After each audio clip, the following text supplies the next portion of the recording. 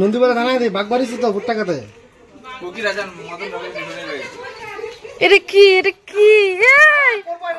খুলে গেল। তো ভাগনার দুষ্টুমিগুলো একটু দেখো। একটা কাকামুনি মানে ওর দাদু গামছা দিয়ে নেংটি পরিয়ে দিয়েছে, আর ওটা পরেও সারা বাড়ি ছুটোছুটি করছে। এখন বাজে 12টা, মানে দুপুর হয়ে গেছে, আর পুরো রোদ মানে মাথার উপরে। আর এই দেখো উঠোনের মধ্যে ও কিভাবে দৌড়দৌড়ি করছে, আর পেটটা উঁচু করে দিয়ে নেংটি পরে যখন দৌড়ায় দেখতে এত কিউট লাগছে যে কি বলবো তোমাদেরকে। তো আর এদিকে সায়না আর প্রীতম হচ্ছে আমাদের পাশের বাড়ি মানে বৌদির ছেলে। তো ওরা দুজনে মিলে আবার এই ভাইয়ের সঙ্গে খেলবে, কিন্তু ভাই তো খেলার থেকে দৌড়দৌড়ি করতেই ব্যস্ত বেশি। তো তোমরা তো শুনতেই পেলে যে আমাদের এখানে বাঘ বেরিয়েছে। তো এরকম একটা কথা শুনতে পাচ্ছি। তো এই যে বোন আছে না, ওই বোনের শ্বশুর বাড়ি তোমরা তো জানোই এখানেই সামনে। তো ওর বাড়ির পেছনে নাকি বাঘের হুঙ্কার শুনেছে সবাই। তো এরকম একটা খবর পেয়েছি যে বাঘ বেরিয়েছে। তো বোনের বর ফোন করে বলেছে ওদেরকে এখন যেন আর বাড়িতে না পাঠানো হয়। তো ওরা মানে ভাবছিল যে এখন বাড়ি চলে যাবে, দুপুর হয়ে গেছে, বাচ্চাকে খাওয়াতে হবে। তো যেহেতু ফোন করে বললো এখন তার ওদের পাঠানো যাবে না, তাই এখানেই যা আছে ওটাই একটু মানে খাইয়ে দিতে হবে ভাগনাকে। তো চলো এদিকে সবাই কি করছে তোমাদের একটু দেখাই। তো আমার যে ভাই সুমন, আমার পরে যে ভাই ওর নাম সুমন, আর যে ছোট ভাই ওর নাম শুভ। তো এই যে শুভ, ও হচ্ছে সুমনকে স্নান করিয়ে দেবে, আর স্নানের সময় আজকে ও নাকি ফেসিয়াল করবে। তো চলো দেখি কি করে ওকে ফেসিয়াল করিয়ে দেয়। তো এই দেখো এই জায়গাটা এত ঠান্ডা, তাই সবাই না চেয়ার নিয়ে আমরা এখানে বসি। দেখতেই পাচ্ছ উপরে গাছ আছে, যার জন্য এই জায়গাটা প্রচন্ড ঠান্ডা। আর এখানে কিন্তু রোদও আসে ওই সাইডটাতে। তো যদি শীতকালে মানে স্নান করতে হয় তাহলে এখানেই রোদে বসিয়ে স্নান করে। তো দেখো ছোট ভাই কিন্তু বড়জনকে ফেসিয়াল করিয়ে দিচ্ছে।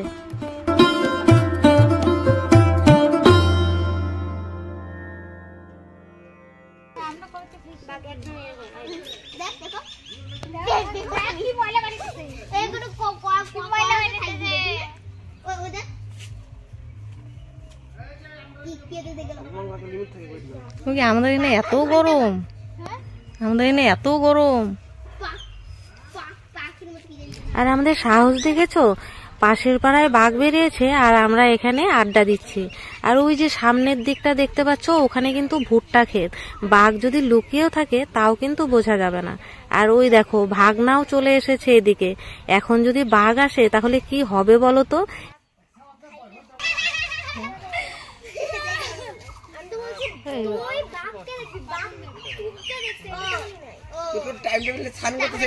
যেহেতু ফরেস্ট এলাকার কাছাকাছি আমাদের এই গ্রামটা, তার জন্য এরকম মহাকাল বাঘ এসব মাঝে মাঝেই বের হয়। আর এভাবেই কিন্তু এখানকার মানুষজন জীবনযাপন করছে।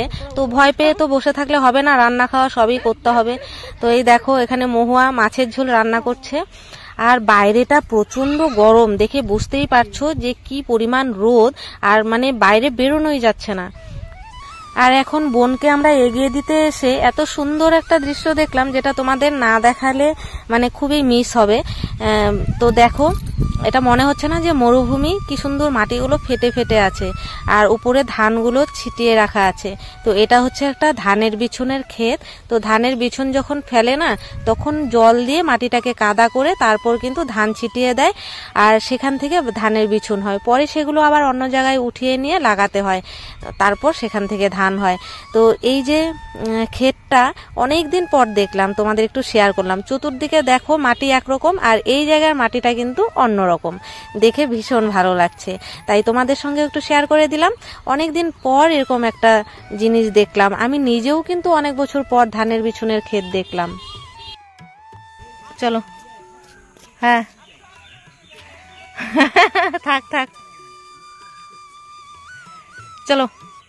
তো চলো আমরা এখন চলে যাই বাড়িতে। এখানে একজন বসে আছে, তো সে হচ্ছে আমাদের দিগিন্দা। আর ও কিন্তু ছোটবেলায় আমাদেরকে মানে যত ভাই বোন আছে সবাইকে কোলে পিঠে মানে বড় করেছে, কিন্তু তখনও ওকে যেরকম দেখেছিলাম এখনো একই আছে। ও তো বুড়ো হয়নি, কিন্তু আমরা বুড়ো হয়ে গেছি। তো চলো একটু তোমাদের সঙ্গে পরিচয় করিয়ে দিই, মানে দেখিয়ে দিই তোমাদেরকে। চলো দেখে দেখা উঠাই। দেখো আজকে বাঘের ভয়ে তোমাদের ইন্ট্রো দিতেই ভুলে গেছি। হ্যালো বন্ধুরা, কেমন আছো তোমরা সবাই? সুপর্ণা মাল্টি ব্লগে তোমাদের সবাইকে স্বাগত জানাই। তো আমার যদি ভিডিওগুলো তোমাদের কাছে ভালো লাগে অবশ্যই লাইক কমেন্ট শেয়ার করে দিও। আর তোমাদের কমেন্টগুলো কিন্তু আমার ভীষণ ভালো লাগে। কমেন্ট পড়লে পরে ভিডিও করা এনার্জিও বেশি পাই, তার জন্য একটু কমেন্ট করে দিও। তো চলো আমরা এখন বাড়ি চলে যাচ্ছি। আর যেতে যেতে তোমাদের একটা জায়গা দেখাচ্ছি। এই দেখো, এই যে জায়গাটা দেখতে পাচ্ছ, এটা দিনের বেলায় যতটা সুন্দর লাগে রাতে কিন্তু ততটাই ভয়ঙ্কর হয়ে ওঠে। কেন সেটা তো তোমাদের বললামই, যে এখানে কিন্তু রাতের বেলায় মহাকাল বের হয়, মানে হাতি। আর দিনের বেলায় তো বাঘ বেরোলেও ভয় লাগে, কিন্তু দিনের বেলায় মহাকাল বেরোলে এতটা ভয় লাগে না, কারণ আমরা তো তখন চোখে দেখতে পাই, আমরা যেদিকে সেদিকে একটু দৌড়ে পালাতে পারবো। কিন্তু বাঘ বেরোলে ওটা কিন্তু একটু ভয়েরই ব্যাপার। তবে রাতের বেলায় যখন মহাকাল বেরোয় তখন কিন্তু ভীষণ ভয় লাগে, কারণ ওরা রাতের বেলায় কিন্তু খুব ভালো চোখে দেখে, কিন্তু আমরা তো অন্ধকারে কোথায় দৌড়তে গিয়ে গাছে বাড়ি খাবো তার ঠিক ঠিকানা নেই। তো এই যে দেখতে পাচ্ছ ক্ষেত, এই ক্ষেতের উপর দিয়ে কিন্তু মহাকালগুলো যায়। তো কোনো সময় একটাও যায়, কোনো সময় একবারে দল বেঁধে যায়। তো দল বেঁধে যদি যায় বা 2-3 জন একসঙ্গে যায় তখন কিন্তু কোনো প্রবলেম হয় না, আর কোনো ক্ষতিও করে না এরা। কিন্তু যদি ওরা একা হয়ে পড়ে তখনই একটু ক্ষতি করে দেয় সবার। তো ওই সময়টাতে কেউ সামনে অবশ্য যায়ও না, তবে একটু ক্ষেতের মধ্যেও মনে করো একটু তুলকালাম করে আর কি। বা কারো বাড়ির পেছন দিয়ে গেলে হয়তো একটু ঘরটায় ধাক্কা দিয়ে দিল, বা সুর দিয়ে একটু ধাক্কাধাক্কি করলো, এগুলো করে যদি একা যায়। আর ক্ষেতেও কিন্তু মারিয়ে যায় যদি একা গেলে পরে। দৌড়দৌড়ি করে কিনা ওরা তো তখন ওদের দলের মানে হাতিদেরকে খোঁজে, তো এর জন্য একটু ক্ষতি হয়ে যায়। তাছাড়া ওরা যদি মানে দল বেঁধে যায় তখন কিন্তু তেমন একটা ক্ষতি হয় না। এই যে জায়গাটা দেখতে পাচ্ছ, এদিকটাতেই কিন্তু কালই তো রাতের বেলায় মহাকাল এসেছিল। তো তখন কিন্তু যে ফরেস্ট ডিপার্টমেন্টের লোক তারা বোম ফোটাচ্ছিল। আর আমার ছোট ভাই ও আবার এই রাত্রি 1টার সময় কিন্তু এই রাস্তা ধরে বাড়ি পৌঁছেছিল। মানে ভাবো, ওদিকে যে দেখালাম, ওই যে আমার মেয়ে যে দাঁড়িয়ে আছে তার পেছন দিকে কলা বাগান দেখতে পাচ্ছ, তো ওই কলা বাগানে কিন্তু ওই হাতির দলটা ছিল। তো 2-3 জন হয়তো ছিল হাতি, আর ও কিন্তু এই রাস্তা ধরে বাড়ি এসেছিল। ভাবতে পারছো কি অবস্থা হতো যদি ও সামনে পড়ে যেত। আর ও জানে না বলে, নয়তো ও কিন্তু রাতের বেলাতেই ভয়ে যে কি করতো কে জানে। ও বাড়িতে এসে জানতে পেরেছিল যে ও যে রাস্তা দিয়ে এসেছিল তার কিছুটা দূরেই কিন্তু মহাকালের দলটা ছিল, আর ওখানে ফরেস্ট ডিপার্টমেন্টের লোক কিন্তু বোম ফোটাচ্ছিল। তো অনেক সময় আমরা কিন্তু ওই বোম ফোটানোতে ভাবি যে হয়তো অনেকটা দূরে আছে, কিন্তু মাঝে মাঝে আমাদের অনেকটাই কাছে চলে আসে, তখন আমরা বুঝতেও পারি না। তো আমাদের কিন্তু কাল আবার ঘরের পেছন দিয়েও এসেছিল। আমগুলো কি সুন্দর!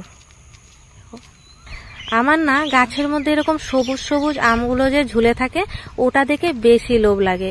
আবার অনেক সময় একদম হলুদ হয়ে যায়, সেটাও খুব সুন্দর লাগে, কিন্তু সবুজ আমটাই বেশি লোভ লাগে। তোমাদের কোনটা ভালো লাগে একটু আমাকে জানিও তো কমেন্টে।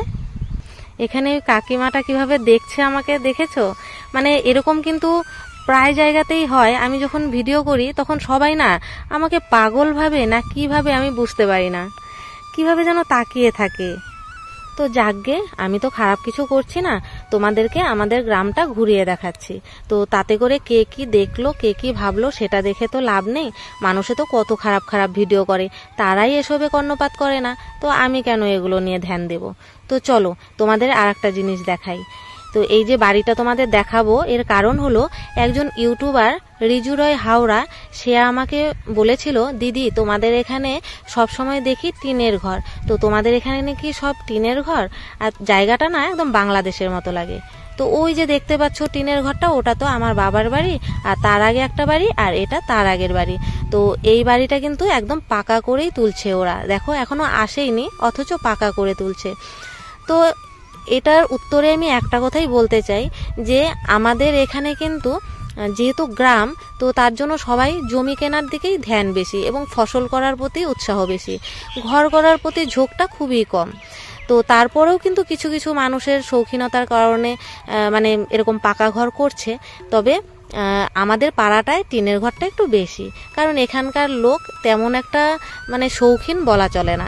তার মধ্যে দেখো এই যে আমাদের বাড়ির আগে এই বাড়িটা, এদেরও কিন্তু টিনের ঘর ছিল, তবে এখন দেখো ওই যে ইটের গাঁথনি দিয়ে পাকা ঘর তুলছে। নিশ্চয়ই দেখতে পাচ্ছ ইটের গাঁথনিটা। তো এখানে যে মানে পাকা ঘর কেউ করে না সেটা কিন্তু নয়। ওই যে বললাম না, এতদিন কারো তেমন একটা ঝোঁক ছিল না পাকা ঘর করার, কিন্তু এখন যখন আশেপাশে এক দুটো পাকা ঘর গজিয়ে গেছে তখন কিন্তু সবারই একটা পাকা ঘর করার উৎসাহ এসেছে। তো যাই হোক, আমাদেরও ওই দেখো মানে শুধু ভিটি করে রেখেছে। আমাদের পাশে যে পিসির বাড়ি তারও ভিটি করে রেখেছে, কিন্তু এখনও তারা ঘরটা করছে না। তো যাই হোক, জানি না কোনো দিন ফুল ওয়াল হবে কিনা। তবে আমাদের এই টিনের যে বাড়িটা না, এটাই আমাদের কাছে রাজপ্রাসাদ। আর বাবার বাড়ি যেমনই হোক সেটা তো তোমার কাছে মানে কি বলবো, রাজবাড়ি মনে হয়, আর আমাদের মনে হয় সেই বাড়ির রাজকন্যা। তবে হ্যাঁ, বিয়ের পরে কিন্তু রাজকন্যা আর রাজকন্যা থাকে না, তো তখন তারা অতিথি হয়ে যায়। তো এটা তো মানে মেয়েদের একটা জীবনের অঙ্গ বলতে পারো। তবুও বাবার বাড়িতে এসে কেন জানি না একটা খুব শান্তি অনুভূত হয়। তো চলো এখন আমরা ঘরে যাচ্ছি, আর মহুয়া তো অনেকক্ষণ থেকে ফোন করছে, খিদে পেয়েছে খাবে বলে। তো চলো দেখি মহুয়া কি করছে। আর প্রথমেই এই দেখো ঘরের ভেতরে বাবা এখন মনে হয় বাজারে যাবে। তো মহুয়াকে আমরা এখন খুঁজছি খাওয়ার জন্য। আমরা এখন খাওয়া দাওয়া করি। তো ভিডিওটা আজকে এখানেই শেষ করছি। তোমরা সবাই সুস্থ থাকো, ভালো থাকো। আজকের মতো এতটুকুই, দেখা হচ্ছে পরের ভিডিওতে। টাটা।